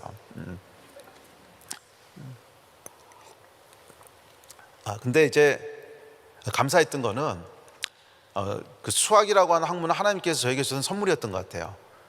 너무 재밌었어요. 그래서 별로 어렵다는 생각은 안 했어요. 재밌었기 때문에. 재미까지 없었으면 참 어려웠을 뻔했는데 하나님의 은혜로 어떻게 논문을 쓰게 됐습니다. 논문을 쓰게 되고 그 논문이 이제 디펜스를 다 통과를 했어요. 디펜스를 다 통과를 했는데 그래서 사인만 받아서 내면 되는 거예요. 사인만 받아서 내면 되는 건데 조금 시간에 여유가 있어가지고서 뭐 당장 사인 받으러 가지 말고 한 달 정도 있다 가자. 뭐 기다리고 있었어요. 그리고 한 달쯤 있다가 지도교사한테 사인해달라고 갔는데 그 교수가 이렇게 앉아보라 그러더니 저기 옆 대학에 있는 스탠포드에 있는 너하고 똑같은 전공하는 교수 하나가 네 논문을 읽어보고는 조금 문제가 있다고 지금 연락을 해왔다는 거예요. 이게 아주 재수없는 사건인 거죠. 하루만 빨리 갔으면 되는 건데. 예. 근데 원래 논문이라는 게 그렇거든요. 뭐 조금씩 오류들이 원래 있는 거거든요. 근데 발표하고 나면 상관없는 거예요. 근데 발표 전에 클레임이 들어오면 발표하면 안 돼요. 그게 이제 학계의 룰이죠. 예. 그러니까 진짜 재수가 없는 거죠. 근데 결과가 틀린 건 아닌데 이제 수학은 A면 B고 B면 C고 C면 D고 이렇게 연결이 돼야 되는데 한 부분이 설명이 안 된다는 거예요. 그래서 알았다고 해요. 그러고 왔어요. 그래서 고치려고 이렇게 열어봤는데 이게요 작은 실수를 한 줄 알았는데 아주 빅 미스테이크를 한 거였어요. 그래가지고 할 수 없이 이제 졸업을 한 학기를 연기를 하고 그 문제를 풀기 위해서 이제 매달리기 시작했습니다. 정말 잠도 제대로 안 자고요, 수염도 안 깎고 완전히 미친 사람처럼. 그러니까 그 평균 한 달에 제가 A4 용지를 3,000장 정도를 썼더라고요, 계산하느라고. 근데 이게 그 나중에 보니까 풀 수 있는 문제가 아닌 거예요. 너무 큰 실수를 저질렀기 때문에 그냥 논문을 폐기 처분하고 다시 써야 되는 거예요. 야, 근데 이거를 폐기 처분하고 다시 쓰면 언제 쓸지도 모르겠고, 그리고 저는 그때 이제 선교에 불을 받아가지고 선교사로 가겠다고 했는데 이거 되면 뭐 2년이 걸릴지 3년이 걸릴지 모르는 건데 졸업까지. 그래서 생각해 보니까 이거 지금 해결 못하면 중간에 그냥 포기하고 돌아가야 되는 거더라고요. 그래서 그러니까 큰일 났어요. 빚도 갚아야 되죠, 그러면. 근데 그때 나이가 30이 넘었는데 뭐 직장 잡기도 어려웠고, 근데 뭐 선교사 가면 되니까 오케이. 근데 중요한 건 뭐냐면 이제 죄송합니다, 쪽팔리잖아요. 돌아가면 중간에 돌아왔다가 이제 부모님 얼굴을 어떻게 볼 거며 뭐 하여간 이런 온갖 생각들이 있어서 하여간 풀어야겠다. 그러고서 열심히 했는데 어느 날 밤에 정말 풀렸어요. 너무 감사해가지고 이제 막 그 시비 걸었던 교수한테 이메일을 보내고 자려고 누웠는데 이 잠은 안 오고 계속 그 문제를 생각하더니 아침이 돼가지고서 스스로 틀린 것을 또 찾았어요. 그러니까 전혀 해결된 게 아닌데 착각했던 거예요. 그냥 전혀 해결이 안 된 거예요. 그래서 그러면 그러지 풀리겠냐. 그러고 이제 자고 한 오후쯤 일어났는데 오후에 이메일을 체크해 보니까 이 교수가 축하한다고 이메일을 보냈어요. 속은 거죠. 그러니까 근데 무슨 어떤 생각이 올라오냐면 그냥 넘어가. 어차피 틀린 것도 아니고 결과가 그냥 설명 안 되는 부분이 하나 있는 건데 뭐 이 정도야 그냥 넘어가. 근데 그날 아침에 이제 콰이트 타임을 하지 말았어야 되는데 참 2시에 일어나가지고 또 그 콰이트 타임 한다고 이렇게. 매일 성경 가지고 하고 있었는데, 매일 성경의 또 본문이 뭐냐면 흰 옷 입은 주의 백성이 나오는 계시록 말씀이에요. 7장인가. 이게 하나님의 시나리오죠. 하필이면 그날 왜 그거겠어요. 흰 옷 입은 주의 백성인데, 그 무슨 생각이 드냐면, 아니 성경에 나오는 주의 백성들은 까만 옷도 있고 회색 옷도 있는데 왜 맨날 흰 옷만 입을까? 근데 하나님께서 그림 하나를 딱 떠오르게 하시는데, 어떤 그림이냐면 이런 하얀색 와이셔츠에 잉크방울 하나가 딱 떨어지는 그림이에요. 그러면서 하나님 뭐라 그러시냐면, 회색 옷이나 검은 옷은 대충 이게 글씨가 써져도 안 보이지만 흰 옷은 작은 잉크방울 하나 눈에 띄지 않냐? 나는 내 백성이 죄에 대해서 이렇게 원한다. 그 말씀을 하시는 거예요. 그래서 이제 갈등이 시작된 거죠. 이거를 순종해서 이실 직고하고 졸업을 포기하고 한국으로 돌아가느냐, 아니면 지금 시비 걸던 교수도 오케이 했으니까 그냥 모른 척 넘어가고 졸업을 하느냐, 이 두 가지 이제 선택지가 놓인 거죠. 근데 뭐 하나님께서 그렇게 말씀하셨는데 뭐 선택은 명확하지 않습니까? 차를 몰고 이제 학교를 가서 지도교수한테 찾아갔어요. 근데 지도교수도 이메일을 받고는 잘했다고 사인해 줄 테니까 졸업하라고 그러는 거, 이제 그 앞에서 이실직고를 시작한 거예요. 사실은 그게 아니고요, 사실은 이러저러 저러저러 해가지고 틀린 겁니다. 그때 뭐 지도교수가 자기 일 아니니까 그러냐고 조금 더 생각해 보라고. 근데 뭐 조금 더 생각할 게 뭐 있어요? 할 게 없는데. 나오면서 이제 한국으로 돌아간다. 그냥 그때 7년 차였는데 7년 공부한 거 그냥 없었던 걸로 하고, 어차피 선교사로 가는 건데 그냥 없이 가자. 그러고 나왔어요. 나와서 차를 몰고 집에 오는데 차 안에서요 하늘이 열리더라고요. 저는 하나님의 임재를, 그런 임재를 그 전에도 그 후에도 한 번도 경험해 본 적이 없어요.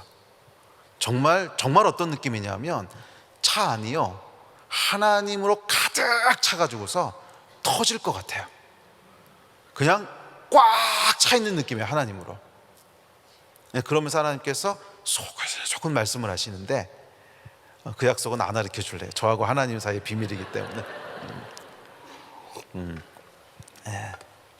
선교지에서 열매에 대한 약속이었어요. 선교지에서 열매가 있을 거라고는 약속이었는데, 하여간 디테일은 안 가르쳐 드릴게요. 그래서 하나님께 그렇게 말씀을 하시면서 제가 막 부흥회를 하면서 온 거예요. 막 울다가 웃다가 혼자서. 여러분, 거룩함은요 하나님의 임재로 들어가는 열쇠예요.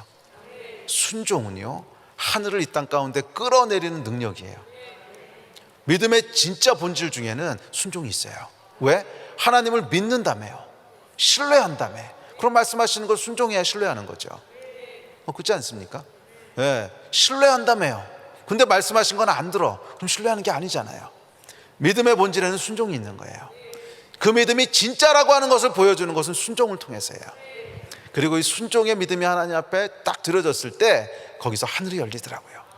그러면서 하나님의 임재가 가득 채워지는 그 인카운터. 저는 아직도 그게 잊혀지지가 않아요. 그 차 안에서 임재하셨던 하나님의 임재. 이제 그리고 한 일주일쯤 있다가 꿈에서 제가 그 문제를 풀었어요. 그럼 깨나면 원래 개꿈은요 꿈에선 풀려도 깨나면 기억이 안 나는데, 하나님이 하신 일은 달라요. 깨났는데 정확하게 기억이 나는 거예요. 그래서 졸업을 했다는 거 아닙니까? 근데 그거는요 사람이 풀 수 있는 방법이 아니었어요. 수학이니까 설명을 할 수는 없는데 사람이 풀 수 있는 방법은 아니었어요. 그래서 나중에 다시 디펜스를 하면서 교수들한테 설명을 했더니, 지도교수가 물어보는 거예요. 너 정말 그 기가 막힌 방법으로 풀었는데 어떻게 풀었냐고. 그래서 간증을 한 거예요. 사실 꿈에서 하나님께서 이렇게 저렇게 했더니 그래서 지금도 예수 안 믿는데, 하여간 그렇습니다. 그래서 졸업을 하게 돼요. 이게 여러분 카이로스의 시공간 안에는 능력이 있어요. 사람은 할 수 없지만 하나님이 하실 수 있는, 사람은 불가능하다고 생각해도 하나님은 해결하실 수 있는, 그 문을 여시는 여러분 되시기를 주의 이름으로 축복합니다. 자, 그 나머지 거는 그냥 빨리 넘어갑시다. 자, 여섯 번째는 보호하심이 있습니다. 카이로스 시공간 안에 하나님께서 안전하게 보호하세요. 다니엘과 세 친구를 보면 사드락과 메삭과 아벳느고가 금신상의 절하기를 거부하고 풀무불에 던져지는데, 거기에 카이로스의 시공간이 임하지요. 하늘이 열리면서 카이로스의 시공간이 임합니다. 분명했어요. 왜? 거기에 크로노스에 속하지 않은 다른 존재가 또 한 분 계시잖아요. 그 존재는 어디서 오신 거예요? 다른 시공간이 겹쳐 들어온 거예요. 그리고 거기서 보호하신 하나님을 경험하게 됩니다. 다니엘도 마찬가지죠. 사자굴에 던져졌을 때 하나님의 완전한 보호하심이 임합니다. 카이로스의 시공간 안에는 보호하심이 있어요. 또 일곱 번째, 카이로스의 시공간 안에는 승리가 있습니다. 여호수아가 태양을 멈춥니다. 갈멜산에 불이 임합니다. 여러분, 크로노스의 시공간이 카이로스의 시공간이 크로노스 안으로 들어오게 될 때 그곳에는 하나님의 승리가 있어요. 제가 2007년도에 2006년도였던 것 같기도 하다. 이 아프가니스탄 샘물교회 사건이 일어나기 전에였는데, 바로 직전에였는데, 그곳에 이제 단기팀이 들어갔습니다. 단기팀이 들어갔는데 기도하는데 하나님께서 아침에 손을 얹고 기도한 즉 나으리라 하는 말씀을 준 거예요, 팀에게. 그래서 이 팀이 이게 무슨 말씀인가 하다가 그날 오후에 이제 현지 선교사님들과 함께 어느 마을에 들어가게 됐는데, 그 마을에 들어가서 한 15, 16살 정도 되는 소녀를 만나게 됐는데, 그러니까 레바논이랑 비슷하죠, 스토리가. 소녀를 만나는데 이번에 이 소녀는요, 날 때부터 귀머거리예요. 한 번도 들어본 적이 없어요. 근데 아침에 그 말씀을 주셨잖아요. 그래서 이 소녀인 것 같다. 그래서 이 팀이 들어가서요, 그 부모한테 일단 양해를 구했습니다. 그리고 예수 믿는 사람인데 기도해 줘도 되냐고. 그러니까 기도하라고. 그래서요, 손을 얹고 기도한 즉 나으리라 그랬잖아요. 그래서 딱 손을 얹고 뭐라고 기도했냐면, 귀머거리 귀신은 떠나갈지어다. 근데 그냥 펑 하면서 얘가 듣는 거예요. 귀가 정말 열린 거예요. 이렇게 하면 일로 따라오고 저렇게 하면 절로 따라오고. 그래서 그날도 거기서 복음을 전하고 많은 사람이 예수 믿었어요. 카이로스의 시공간이 임하면 여러분, 불가능이 없어요. 기적이 일어나고 하나님의 승리가 선포되는 거예요. 태양이 멈추는데 귀머거리 정도야 뭐. 아멘. 또한 카이로스의 시공간이 임할 때 자유와 해방이 있습니다. 자유와 해방이 있어요. 그래서 옥에 갇혔던 베드로가 풀려나게 되고 바울과 실라가 자유케 되는 그 역사가 있습니다.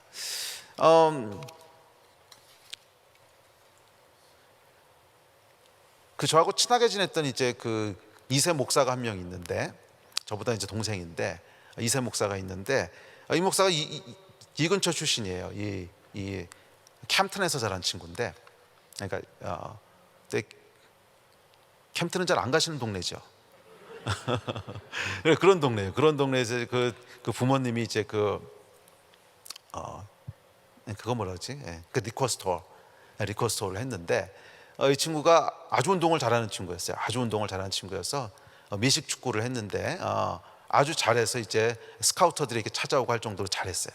그런데 고등학교 2학년이 됐을 때인가 3학년이 됐을 때인가 무릎이 나갔어요, 시합을 하다가. 그래서 선수 생명이 끝난 거예요. 그러면서 이게 너무 깊게 디프레션이 오면서 깽단에 들어가게 됐습니다. 근데 한국 깽단이 아니고 이제 흑인 깽단에 들어간 거예요. 그래서 흑인 깽단에 있는 한국 사람 몇 명 없다 그러더라고요. 근데 이 친구가 워낙 운동도 잘하고 워낙 몸도 좋고 그러니까 흑인 깽단에서도 아주 잘 나가는 깽이 됐습니다. 그래서 뭐 자기 말로는 이 동네에 있는 모든 그 한인 청소년들의 우상이었다 그러는데, 뭐 그건 믿거나 말거나고. 그런 친구였어요. 그래서 이 친구가 마약 딜러가 돼가지고서 계속 마약 팔고 다니고 뭐 깽단에서 총 쏘고 다니고 뭐 싸우고 다니고 그러면서 살았어요. 근데 그러면서 살다가 자기도 마약에 손을 대가지고서 마약 주사기로 13년 동안 계속 마약을 하면서 살았어요. 그래서 이 친구가 미국에서 감옥에 10몇 년 있었고 한국 나와서도 딜러하다 10몇 년, 하여간 한 20년 가까이를 감옥에서 지낸 친구였어요. 그런데 정말 놀랍게도 감옥에 있을 때 그 감옥에 예배드리러 찾아오신 목사님을 통해서 성령이 임하세요. 성령이 임하시고 헤븐리 터치가 일어나요. 헤븐리 터치가 일어나면서 정말 순식간에 마약 중독에서부터 해방되는. 근데 여러분, 이게 마약이 그냥 코로 하는 마약과 이렇게 찌르는 마약은 다르다 그러더라고요. 찌르는 마약은 이게 한 1년 이상 하면 그 중독에서부터 빠져나올 수가 없대요. 그러니까 너무 강해서. 근데 이거를 13년을 했기 때문에 의학적으로는 불가능한 일이더라고. 의학적으로는 불가능한 일인데 하늘이 열리고 하나님의 임재가 그곳에 있었을 때 이 친구가 순간적으로 해방이 된 거예요. 중독에서부터 해방이 되고 치유함을 받고, 그리고 교도소에서 나와서 목사가 됐어요. 그리고 지금 목사 된 지 한 10년도 훨씬 넘었는데 지금까지 애가 아주 훌륭하게 한국에서 2세 사역을 잘하고 있어요. 여러분, 헤븐리 터치가 일어나면 거기서 해방이 일어납니다. 마지막 9번째, 당연히 헤븐리 터치가 일어나면 치유가 일어납니다. 치유가 일어납니다. 의사는 불가능하다고 해도 하나님은 하실 수 있어요. 저희 치유 간증은 아주 많아서 근데 여러분도 치유 간증 많으시잖아요. 저희 한 번 어떤 일도 있었냐면 저희 체대 다니는 여학생이 하나 있었는데, 체대예요. 운동하는 친구인데 이제 태권도 선수였는데 무릎팍이 나갔어요. 운동을 하다가. 그래가지고서 연골이 완전히 파열돼 가지고서 더 이상 운동할 수가 없다고. 너무 좌절이 된 거죠. 너무 좌절이 돼서 그 기부수를 하고 이렇게 찾아왔는데, 그날이 저희가 수양회 시작하는 날이었어요. 그래가지고 전 교인이 다 같이 이제 수양관으로 들어가서 수양회 하는 날이었는데, 얘가 수양회를 올 기분이겠습니까? 이제 자기 선수 생명이 끝났는데, 그리고 이만한 기부수. 근데 옆에 있는 친구들이 같은 셀에 있는 친구들이 그래도 수양회는 올라가야 된다고 막 끌고 안 오겠다고 하는 걸 막 강제로 업고 막 그러고 올라왔어요. 그리고 수양회 동안에 그 친구들이 그 소그룹에서 정말 3일 내내 기도했어요. 3일 내내 기도하고 수양회를 내려왔는데, 그리고 이제 병원에 다시 가서 기부수 풀러 갔는데 이 의사가 뭐라 그러냐면 어디 갔다 왔냐고. 근데 연골이 완전히 재생돼 가지고서 완전히 정상이라고. 아멘. 그래가지고 결국 선수 생활 계속 했고요. 졸업하고 취직도 하고 좀 잘 살고 있어요. 치유는 여러분, 하나님의 임재가 임하면 치유와 회복이 일어납니다. 불가능이 없어요. 2008년도에 하나님께서 저희 교회에게 120일 동안 매일 기도하라고 하는 그런 말씀을 주셔서 모든 조직을 다 스탑했어요. 모든 조직을 다 스탑하고 셀 모임도 안 하고 120일 동안 내가 매일 밤 모여가지고 기도하자. 그래서 매일 밤 모여서 예배하고 기도하고 했는데 처음 40일 동안은요 주구장창 회개만 시키시더라고요. 모이면 회개.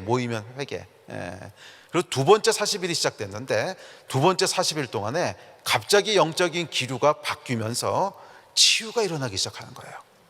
치유가 일어나기 시작하는데 이제 그때는 저희 교인이 그렇게 많지 않았을 때예요. 2007년, 6년 이때쯤이었는데 치유가 일어나는데 그때 그 모였던 교인들의 한 80% 정도가 치유를 경험한 거예요. 감기부터 시작해서 불치병까지 정말 다 났어요. 집단 치유가 일어났어요. 하도 신기해가지고서요 저희가 인터뷰를 딴 거예요. 그랬더니 저희 교인이 그때 한 120명 정도 될 때였는데 거의 한 100명 가까이가 치유를 경험한 간증을 하는 거예요. 그러니까 진짜 집단 치유가 일어나더라고. 이 치유가 여러분 어떻게 일어나냐 하면 하늘이 임한 거예요. 그러면서 하나님께서 하늘을 여시는데 예배를 멈출 수가 없는 거예요. 그래서 원래 이제 9시에 예배를 시작하는데 밤에 9시에 예배를 시작하는데 보통 처음에는 이제 한 2시간 정도 예배를 하죠. 그래서 한 11시 되면 집에 가고 이러다가 나중에는 어떻게 됐냐 하면은 새벽 1시가 돼도 사람들이 안 가. 새벽 3시가 돼도 사람들이 안 가. 해가 떠도 사람들이 안 가. 계속 예배하는 거예요. 예배. 그냥 이게 끊일 수가 없는 거예요. 왜? 하나님의 임재가 임한 거예요. 카이로스가 임한 거예요. 그러고는 집단 치유가 일어난 거예요.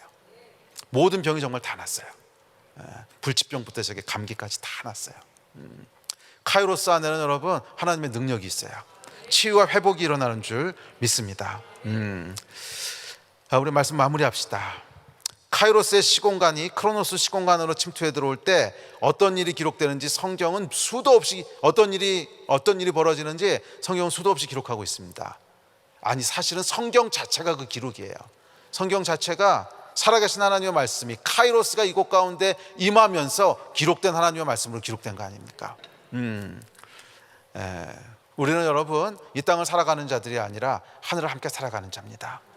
이 땅에서만 살아가지 마세요. 하늘을 살아가는 여러분 되세요. 우리의 시간을 흘러가는 크로노스의 시간으로 흘러가도록 두지 마세요. 모든 순간을 카이로스의 시간으로 잡으세요. 모든 순간을 영적인 순간으로 만드세요. 그곳에서 우리 하나님의 은혜가 임할 것이고, 그곳에서 우리 하나님의 말씀이 임할 것이고, 사명이 임할 것이고, 위로가 임할 것이고, 치유가 임할 것이고, 우리 하나님의 사랑이 임할 거예요. 할렐루야. 모든 순간을 카이로스의 순간이 되게 하세요. 크로노스로 흘러가도록 두지 마세요. 저와 여러분은 이 땅에서 생존을 위해서 존재하는 존재가 아니에요. 우리는 하늘에서 하나님과 함께 살아가는 존재예요. 하늘의 삶을 살아가는 존재예요. 하늘의 능력을 살아가는 존재예요. 피조물들이 허무한데 허무한데 굴복하고 있는 것은 하나님의 아들들이 나타나기를 기다리는 거예요. 우리를 통해서 이 땅 가운데 하나님의 나라가 임할 때, 우리를 통해서 하늘이 이 땅에 임할 때, 이 땅을 창조하신 하나님의 계획이 성취되는 것이고, 주의 나라가 세워지는 것이고, 이 일을 살아갈 수 있는 것이 저와 여러분인 줄 믿습니다. 매일의 일상 가운데 카이로스의 삶을 살게 되는 여러분 되시기를 주의 이름으로 축복합니다.